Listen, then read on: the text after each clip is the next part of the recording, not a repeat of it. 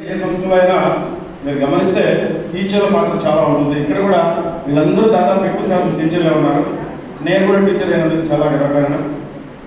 Parents are the first teachers అంటారు, and teachers are the second parents, and education is the real investment the nation. తరగతి గదిలో భవిష్యత్తు రూపుదిద్దుకుంటుంది.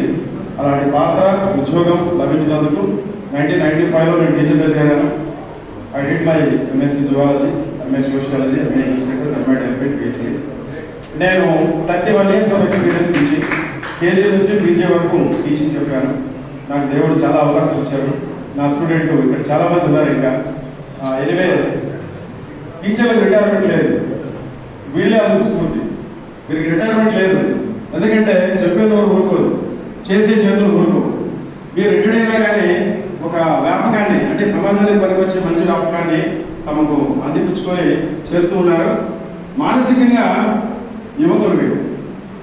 ఎందుకు చెప్తున్నానంటే చాలా మంది శారీరకంగా వృద్ధులయ్యారు కానీ వాళ్ళు మానసికంగా యువకులే. మనలో చాలా మంది శారీరకంగా యువకులే కానీ మానసికంగా వృద్ధులు. ఇందాకే కార్యక్రమం ఏర్పాట్లో చూశాను. కుర్చీ సారు సంవత్సరాలు సార్ గారిని నేను యూనివర్సిటీలో చూశాను. చాలా పెద్ద సారు, వీళ్ళంతా పెద్దవాళ్ళే.